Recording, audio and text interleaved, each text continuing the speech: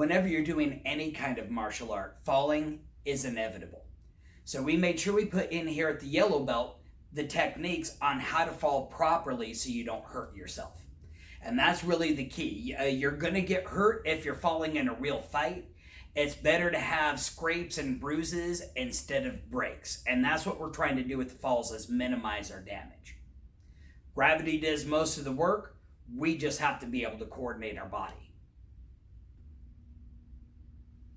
The first part I want to talk about with falling is the hands.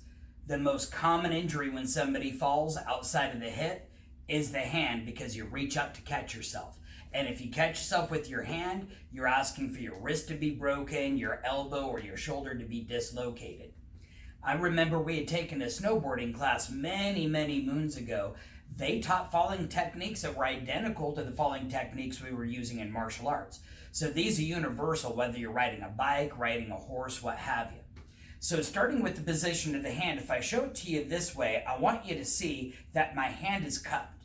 If you've ever slapped the water before with that cupped hand and tried to catch air underneath your hand, that's what you're looking for on the impact with the ground. From there, as I show you my hand this way, you're going to notice I get a straight line from my hand down to my forearm. The key is I want to slap the ground. That slap is like throwing a pebble into a puddle. That one impact sends ripples throughout the puddle all the way out to the edge. As I impact the ground, if I give it a good slap with the whole forearm, it's going to reduce the amount of pressure that's taken to other parts of my body. So with that, I want to show you the very first exercise we're going to go over. It's going to lead us into learning our front fall. So what we're going to do is just come from a kneeling position. And if you don't have a nice mat like this, you can lay out a couple of pillows in front of you. Make sure you clear out the furniture. You don't want to break the furniture because your head is too hard, right? First thing I want you to do is just come up next to it. You can put one hand on the ground. I want you to practice just slapping the mat. Not just the hand and not just the elbow, because that's going to hurt, but the hand and the forearm all together. Let's try 5 of those. Ready? 1. Give it a little exhale and even a ki as you slap. 2. 3. 4. 5. Were you feeling that up the entire arm? Try that with the other hand. Then we're going to try it with both hands. We're going to go from here. Ready? 1. 2, 3, 4, 5.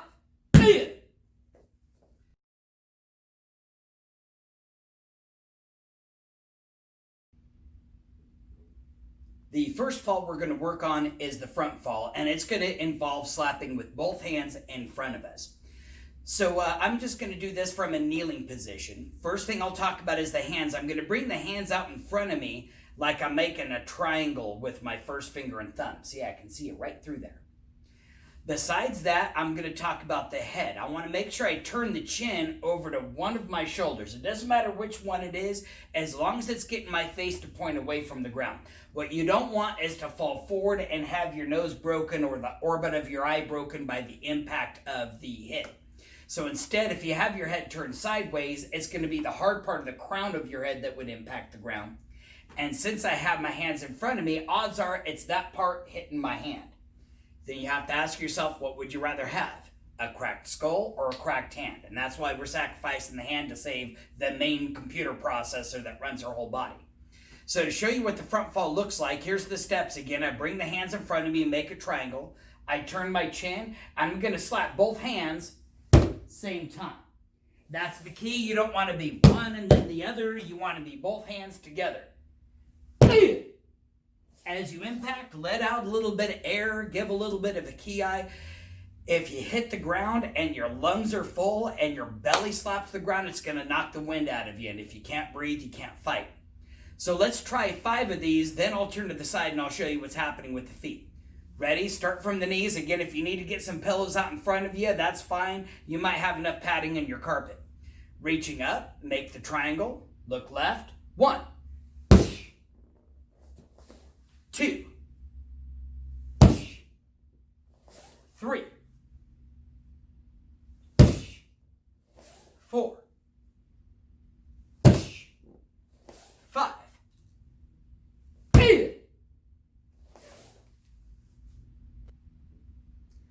want to show you what's happening with the feet. So to do this, I'm going to perform the fall to the side. So starting from this kneeling position, it's the easiest way because I'm not that far from the ground, so I don't have to build up a lot of courage to do the fall. Starting with the hands, I make my triangle. I'm going to turn my head to look to the side. I'm going to fall forward and impact on my forearms. At that point, I want to pick my knees up off the ground into a push-up position. Difference being I don't want my feet all together because then I'm all flopsy and I can't stay up. With my feet apart, I'm more stable, which gives me the ability to move if I need to. So let's try 5 of these. Again, if you need to, spread out a couple of pillows for your hands. That's the main thing that's going to be getting the impact right now.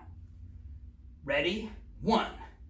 Form the triangle, look to the side, fall forward, exhale, and bring the knees up. 2. You can even ki on impact. 3.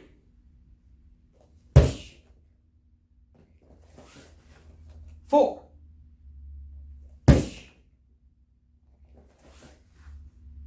5.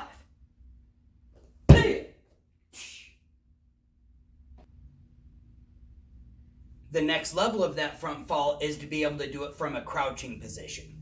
The challenge on this one is when you make impact with the ground, you don't want your hands to hit and then your feet, or your feet to hit and then your hands. You want them both to impact the ground at the same time. Now the way I do this is I look down to where I'm standing. This spot right underneath me, that's where I want my front fall to go.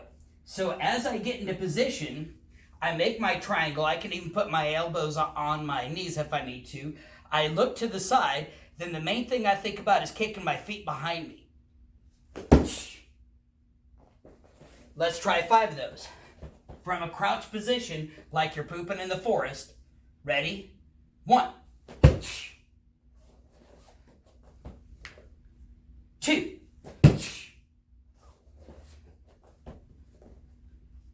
3.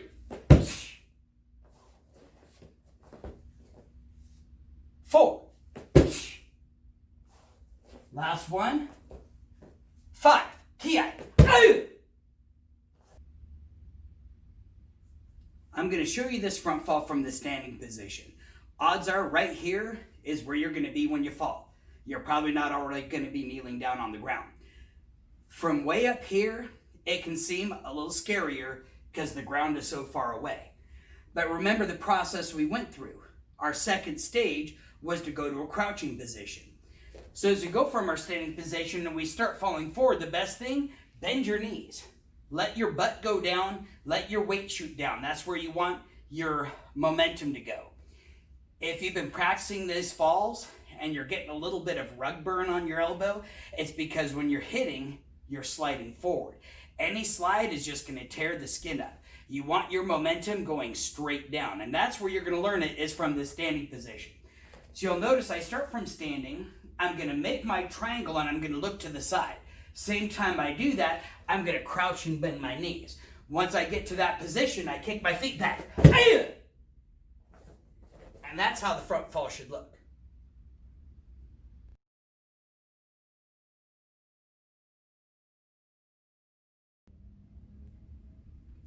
With the back fall, we're trying to protect the important part of the brain, which is right back here at the base of the skull. We're still slapping with both hands. The big key is that you don't want to reach behind you when you're falling backward. That's an accident waiting to happen. It's going to be hard to defend yourself once your arms are broken. So instead, just like we did with the front fall, we're trying to slap with just the forearms, and we're trying to slap both forearms at the same time. The difference from front fall is where I put my head. My chin is now going to go down to my chest. And I don't mean just like tucking my chin down a little bit. I mean like I'm trying to reach my chin all the way down to my belly button. That's going to lift my head as far away from the floor as it can go. I'm going to turn around and face this way. You're going to notice my hands are going to start crossed. I'm just going to lay back and I'm going to slap to the ground with both hands at the same time. Hey!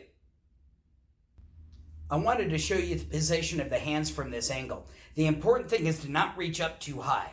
As you reach up really high, your scapula stick out in the back, and when those hit the ground, that's a really good way to dislocate the shoulder. So what I'm aiming for is the level of my belt. I want to be slapping the floor down here. And I'm trying to time the slapping of the floor with my hands with the impact of my shoulders on the floor. It's going to look like this.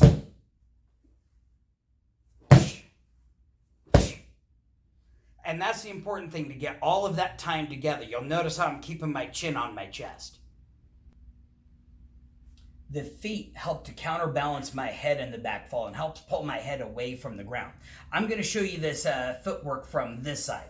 So from the sitting down, I'm just sitting in crisscross applesauce.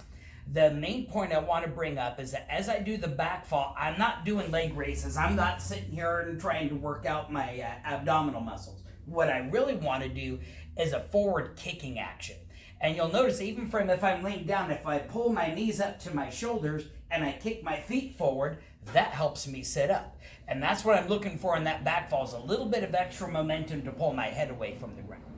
So if I time that together with my hands, I'll come from crisscross applesauce. I'm going to make a cross over my chest, touching my shoulders. I'm going to lean back and I'm trying to time my feet with my hands same time. It's almost like my hands create a sound effect for my feet, like I'm kicking the Invisible Man.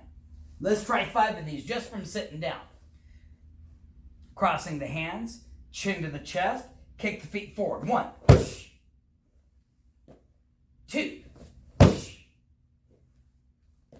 3, 4, 5. Ki. Starting the back fall from a seated position is an easier way of doing it because you don't have to fall very far. You don't have to build up the courage. But you have to think about in real life, you're not going to be falling while you're already sitting on your butt. So we're going to take this to the next level. We're going to go from a crouching position like we're pooping in the forest, just like we did with the front fall. So now this time, as I'm falling backwards, if my butt is the first thing to impact the ground, that's all right. Your butt is your most padded part. It's designed to take that kind of impact, as long as you're also thinking about kicking out your feet and slapping your hands to change your momentum. So from this position, I'm going to cross my hands. I'm going to start leaning back. As I lean back, I kick the feet out and I slap the mat. Let's try to do 5 of these. Ready? 1, 2, 3,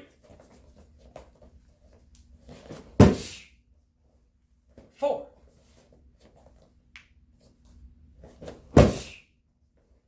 1, Ki. 5. I'm going to show you this back fall from a standing position. Odds are if you're using this back fall, your opponent's got tired of you kicking him, so he's trying to take you down. He's trying to tackle you. Or maybe you threw a really high kick and you slipped. Now you're falling backwards. It happens all the time. So this is where you want to be comfortable doing your back fall. I'm going to do this from the side, and it's just like we went from the front fall. I'm not just going to plunge backwards into a back fall. I'm going to control my momentum to go straight down if I can.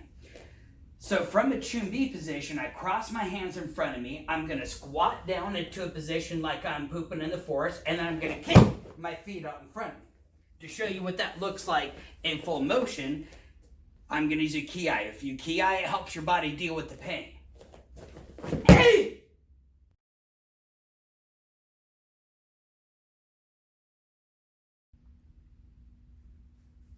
The side fall is a mixture between the positions of the front fall and the back fall. So just to show you the side fall position, it's almost like you were laying on the ground watching television.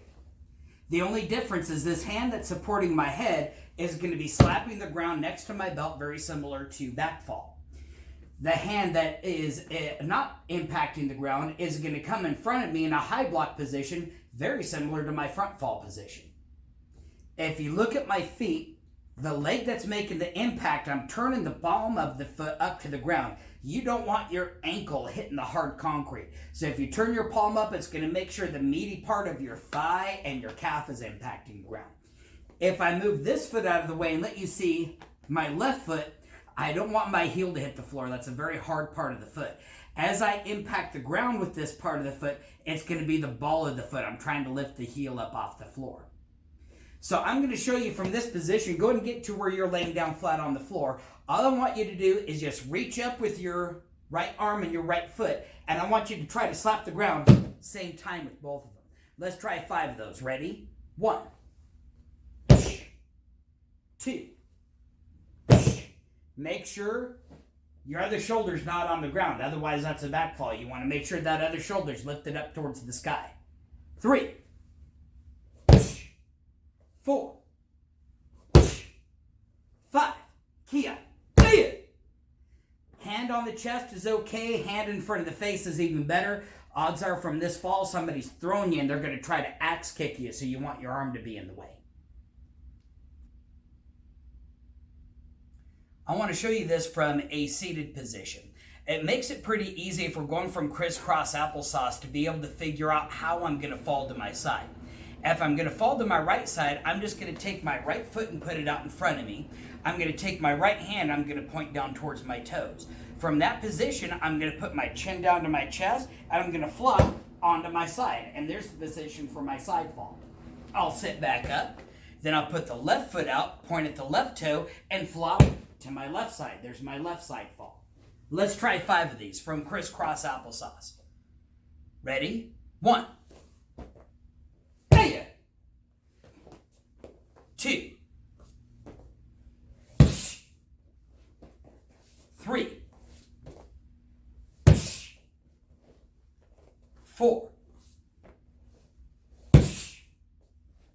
And 5. 8. Now that we're getting a little bit more comfortable with that, let's bring that side fall up a little bit higher. We're going to come from our position where we're crouching. Now, just the same thing as I did when we were falling, I'm just going to support myself on my elbow. If I want to fall to the right side, I'm going to put my right foot out, I'm going to point at the right foot, and then I'm going to fall to the right. There's my side fall. Notice I've still got that ankle turned up, my knee is slightly bent, you don't want it all the way straight, and this foot is up here on the toe. Let's try 5 of these from a crouching position. Again, if you need to get some pillows laid out on the side of you, go ahead. We're not falling from very far, so probably the padding of your carpet will be fine. Ready? 1. 2. Going with the left. 3. Going back to the right. 4. Last one, Ki. 5. I'm going to show you the side fall from a standing position. Again, most of the time when you're falling, it's going to be from standing. Maybe you're fighting and somebody swept your foot. Maybe they threw you. There's all kinds of reasons you might fall, which is why it's important to know how to impact the ground. So doing the side fall from the standing position, same process we went through with the front fall and the back fall. We're going to start from standing. We're going to make ourselves go down to a crouching position. That's going to start training our body momentum to move straight down instead of backwards or sideways. From that point, I'm going to point out the toe and the foot I'm going to impact with, and then I'm going to fall. To show you what that looks like in full action, a little easier when you have some momentum, really want to swing that leg up. Hey!